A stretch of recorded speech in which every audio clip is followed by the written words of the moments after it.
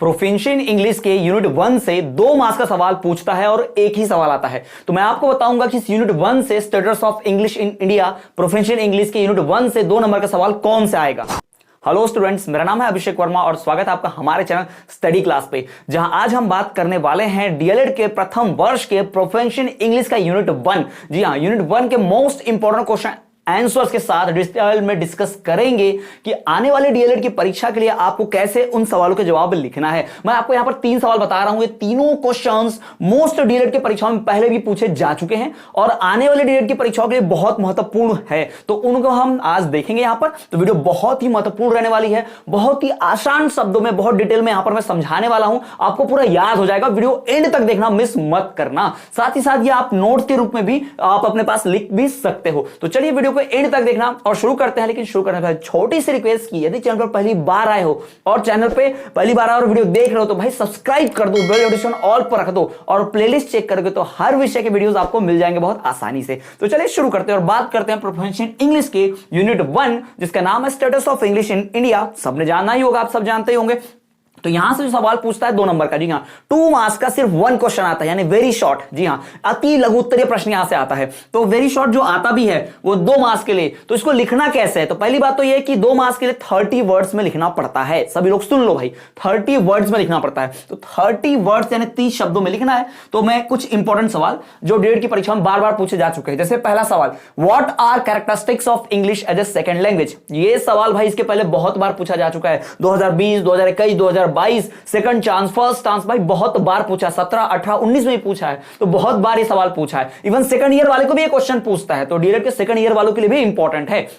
तो ये ध्यान में रखना, आपको इस हिसाब से पढ़ना है। तो चलिए शुरू करते हैं और बात करते हैं इसके उत्तर कैसे लिखने हैं। तो सवाल है, व्हाट आर कैरेक्टरिस्टिक्स। कैरेक्टरिस्टिक्स मतलब होता है भाई उसके गुण क्या है, खासियतें क्या है। What are characteristics of English as a second language.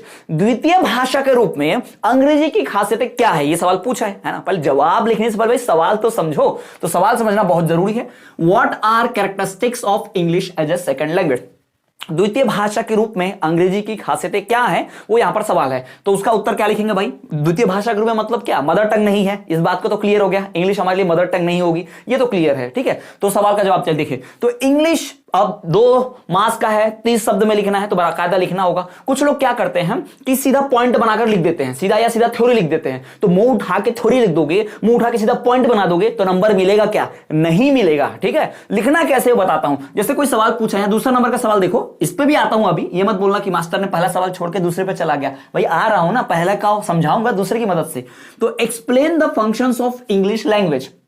तो अगर ऐसा पूछा है तो फंक्शन नंबर 1, फंक्शन नंबर 2 ऐसा कोई भी लिख देता, तो बताओ उसको अच्छे से नंबर मिलता, या फिर कोई व्यक्ति पहले थ्योरी से लिखता है। जैसे कि ये देखो यहां पर, there are 3 main functions of English language, dash दिया, फिर नंबर 1 इंफॉर्मेटिव फंक्शन, उसको एक्सप्लेन किया, नंबर 2 एक्सप्रेसिव फंक्शन, उसको एक्सप्लेन किया, नंबर 3 डायरेक्टिव फंक्शन, उसको एक्सप्लेन किया। अब बताओ जो डायरेक्ट थ्योरी में लिखता, लाइन बाय लाइन पूरे लाइन भर देता, पन्ने भर देता, या फिर सीधे उठा के लिख देता, क्या उसको अच्छे नंबर मिलते, 2 में से 2 पूरे, या फिर जिसने ऐसा लिखा है बाकायदा थ्योरी लिख के फिर पॉइंट वाइज लिख के फिर उसको एक्सप्लेन किया, उसको ज्यादा नंबर मिलेंगे। ऑब्वियस सी बात है, जो ऐसे लिखेगा उसको ज्यादा नंबर मिलेंगे। तो सिर्फ नॉलेज होना इंपॉर्टेंट नहीं है, नॉलेज को एक्सप्रेस करते बताते आना चाहिए आपको, ठीक है। आपने जो आंसर याद किया है, जो समझा है, जो रटा है, भाई उसको ढंग से लिखना तो पड़ेगा, तभी तो 2 में से 2 मिलेगा, नहीं तो 2 में से 1 नंबर मिलेगा और बाद में जब फेल हो जाओगे तो जाके मास्टर को गरियाओगे, हम तो पूरा लिख के आए थे, नंबर वो नहीं दिया पेपर में। ऐसा नहीं होता है भाई साहब, लिखो पर तरीके से लिखो ना, तब ना पूरे नंबर मिलेंगे। तो चलो पहले सवाल को पढ़ लेते हैं। पहले, what are the characteristics of English as a second language. तो number 1, it is an ideal language. भाई अंग्रेजी जो है, अब यहां भी लिख सकते थे आप, the characteristics of English as a second language are as follows, dash दे दो, फिर number 1 point, English is an ideal language. ये एक आदर्श भाषा है, एक आइडियल लैंग्वेज है, मतलब भाषा को ऐसा ही होना चाहिए, जैसे अंग्रेजी भाषा है वैसी भाषा को होना चाहिए, एक आइडियल लैंग्वेज है। दूसरा, it is a progressive language. भाई ये प्रगतिशील भाषा है, प्रोग्रेसिव लैंग्वेज है। किसी भाषा को प्रोग्रेसिव तब बोलते हैं जब उस भाषा का पास्ट और फ्यूचर हो, यानी पास्ट में भी भाषा बहुत अच्छी खासी चलती थी, आज तो खैर चली रही है, और फ्यूचर में भी इसका बहुत डिमांड है, आप सब जानते हैं। इसलिए तो प्रोफेशनल इंग्लिश विषय पढ़ रहे हैं, इसलिए तो ये विषय बहुत इंपॉर्टेंट है और आपके विषय में दिया गया है, शिक्षक बनने के लिए भी, है ना। तो ये ध्यान में रखेंगे। तो it is an ideal language, it is a progressive language, English has its own system of words. भाई अंग्रेजी का अपने खुद के सिस्टम ऑफ वर्ड्स है, यानी शब्दों का तंत्र है, अपना एक सिस्टम है उसका। It has system of words, phrase and sentences. उसका भाई वाक्य है, वाक्यांश है, उसके शब्द है। तो अंग्रेजी भाषा का भाई अपना खुद का ही है ना सब कुछ। ऐसा नहीं किसी और भाषा से उसको उधार लिया गया है, किसी और भाषा के शब्द अंग्रेजी में घुसे हुए, ऐसा नहीं है भाई। अंग्रेजी जो है उसके खुद के अपने शब्द हैं, उसके खुद के अपने वाक्यांश हैं, उसके खुद के अपने एक कंप्लीट वाक्य सेंटेंस भी बन सकता है। तो ये इंग्लिश लैंग्वेज की खासियत है, ठीक। It has its own grammar and script. भाई इसका खुद का अपना व्याकरण है, इंग्लिश का अपना खुद का एक व्याकरण है। It has its own grammar and script. उसका खुद का एक ग्रामर है और खुद की एक स्क्रिप्ट है, पटकथा है, कथा है बोल सकते हैं, ठीक है। तो भाई 30 वर्ड तो यहां पर हो ही है ना, 30 वर्ड्स 2 मार्क्स के लिए इनफ है, इतना लिखोगे तो, ठीक है। तो ये ध्यान में रखिएगा। इस प्रकार से आपका 2 नंबर का सवाल कंफर्म है। बढ़ते हैं अगले प्रश्न की ओर। अगर आपको अभी तक ये अच्छा लगा है ना, समझ में आ रहा है, मजा आ रहा है पढ़ने में, तो एक लाइक दे दो यार। लाइक देके शेयर भी तो कर दो ना, दूसरों तक पहुंचाओ, वीडियो ज्यादा से ज्यादा तक पहुंचाओ। आपको भी फायदा मिलेगा, इसको आपको ही पुण्य मिलेगा। और ज्यादा लोगों तक नॉलेज शेयर करोगे तो भाई टीचर बनने जा रहे हो, आपका सबसे पहला काम है शेयर करना नॉलेज को, ठीक है। दूसरा कि भाई प्लेलिस्ट में आप सर्च कर सकते हो। अगर आप इसके डिटेल्ड नोट्स चाहते हो इस विषय के, तो दिए गए व्हाट्सएप नंबर पर मैसेज करके आप नोट्स परचेस कर सकते हो। व्हाट्सएप मैसेज ही करना, कॉल नहीं, सबके कॉल अटेंड नहीं कर पाऊंगा, तो मैसेज कीजिए।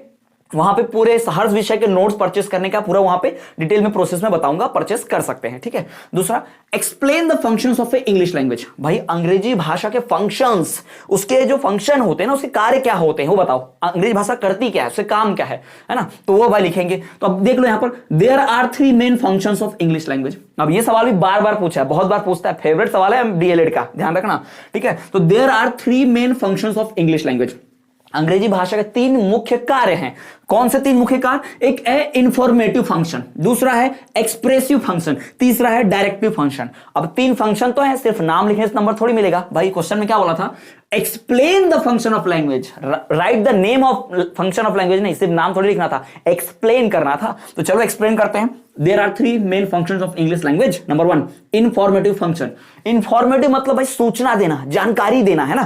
तो टू कम्युनिकेट और पास इंफॉर्मेशन, जानकारी को दूसरे तक पहुंचाना। जैसे मैं अभी आप तक ये जानकारी पहुंचा पा रहा हूं, क्यों? भाषा के जरिए, भाषा की मदद से ही ना, तो मैं इंफॉर्मेशन पास कर रहा हूं। तो भाषा का पहला फंक्शन क्या होगा? इंफॉर्मेशन पास करना, इंफॉर्मेटिव फंक्शन, है ना। टू कम्युनिकेट, बातचीत करना, और पास द इंफॉर्मेशन या फिर जानकारी का आदान प्रदान करना क्या कहलाता है? इंफॉर्मेटिव फंक्शन कहलाता है लैंग्वेज का, इंग्लिश लैंग्वेज का। अब एक बात और, ये सिर्फ इंग्लिश लैंग्वेज पे लागू नहीं होता, ये हर भाषा पर लागू होता है। दुनिया की हर भाषा क्यों बनी है? बातचीत करने के लिए, जानकारी देने लेने के लिए, है ना। तो भाई वही तो है। तो ये यहां पर explain the function of English language लिखा है। अगर परीक्षा में आए explain the function of language, तब भी यही लिखना, याद रखो। और कभी बाहर भी कोई, मतलब दुनिया में कभी कोई आपको पूछ दे कि भाई भाषा का कार्य क्या है, फंक्शन क्या, तो बताना कि इंफॉर्मेटिव फंक्शन होता है भाषा का। भाषा सूचना प्रदान करता है हमको, ठीक है। दूसरा है एक्सप्रेसिव फंक्शन, यानी कि एक्सप्रेस करना, प्रदर्शित करना। भाई तुम्हारे अंदर क्या भाव है, तुम मन में क्या सोच रहे हो, वो कैसे बताओगे? बोल के बताओगे, भाषा का इस्तेमाल करोगे, है ना। जानवर क्या सोच रहा है, जैसे कोई कुत्ता होता है या कोई बिल्ली होती है, उसके मन में क्या चल रहा है वो हमें कैसे बता पाता है? बोलता है, वो भौंकता है, बिल्ली चिल्लाती है, वो चिल्लाती है मतलब म्याऊं म्याऊं करती है जो भी हो, और कुत्ता भौंकता है, तो हम उसकी भाषा समझ नहीं पाते। इस कारण से हम उसके मन में क्या चल रहा है नहीं जान पाते, है ना। लेकिन हम, एक इंसान दूसरे इंसान से कम्युनिकेट कर लेता है, एक कुत्ता दूसरे कुत्ते से कम्युनिकेट कर लेता है, क्योंकि वो एक दूसरे की भाषा जानते हैं।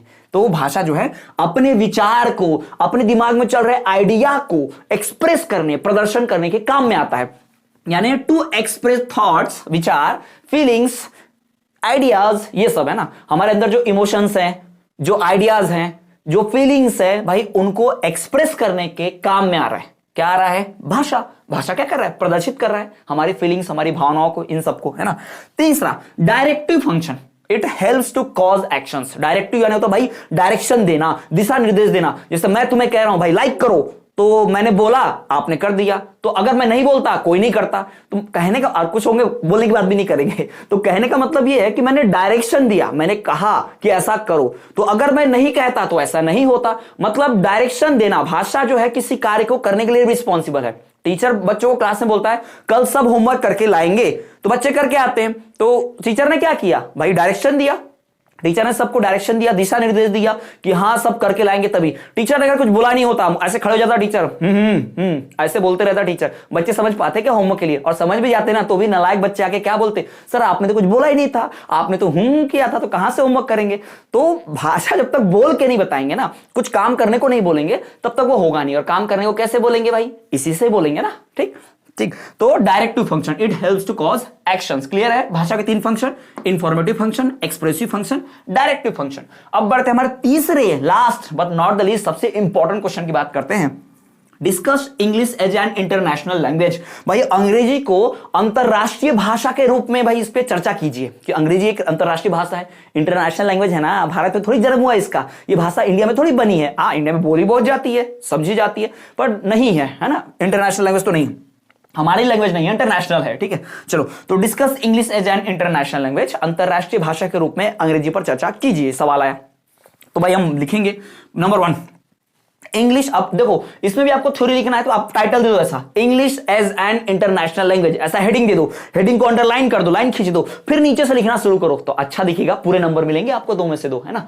तो पहला, English spread in the world due to British colony. भाई अंग्रेजी पूरी दुनिया में फैली क्योंकि ब्रिटिश लोग का रूल था, ब्रिटिश लोग कॉलोनी बना रहे थे अपने, यानी विदेशों में जहां जहां जाते अनेक देशों पर उन्होंने कब्जा कर लिया था और वहां पर अंग्रेजी भाषा थोप दी थी। जैसे हमारे भारत में आए थे, भारत को कॉलोनी बना लिया, रहने लग गए और भारत के ऊपर अंग्रेजी भाषा थोप दी।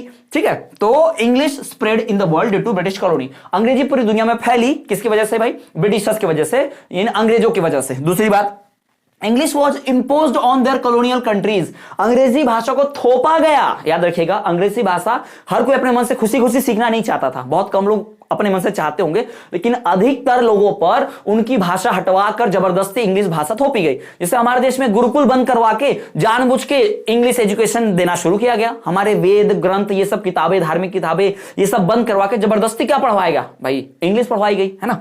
तो इंग्लिश वॉज इम्पोज्ड, जबरदस्ती लागू किया गया, या तो भाई चुपचाप सीख लो, नहीं तो जबरदस्ती सिखाएंगे। तो भाई अब इस तरह का माहौल चलेगा तो अंग्रेजी भाषा तो पनपेगी ही, बढ़ेगी ही। और इतना सब होने के बावजूद इंग्लिश को बहुत सारे लोगों ने अपोज भी किया, बहुत सारा किया, लेकिन आज भी इंग्लिश पॉपुलैरिटी गेन किए हुए है। आज भी इंग्लिश पूरी दुनिया में सबसे ज्यादा बोले जाने वाली भाषा में दूसरे नंबर पर है। अब बोलोगे आप पहले नंबर पर कौन सा है? तो भाई पहले नंबर पर कौन सी भाषा है दुनिया में सबसे ज्यादा, कौन सी भाषा बोली जाती है? ये आप कमेंट करके बताएं कि कौन सी भाषा अभी भी नंबर 1 पर आती है। इंग्लिश नंबर 1 पर नहीं आती है, याद रखिए, बहुत सारे लोग कंफ्यूज होते हैं। इंग्लिश बहुत ज्यादा बोली जाती है लेकिन फिर भी नंबर 1 पर नहीं है, नंबर 1 पर दूसरी भाषा है कोई। कमेंट करके बताइए कौन सी भाषा है, ठीक है, कमेंट का इंतजार रहेगा।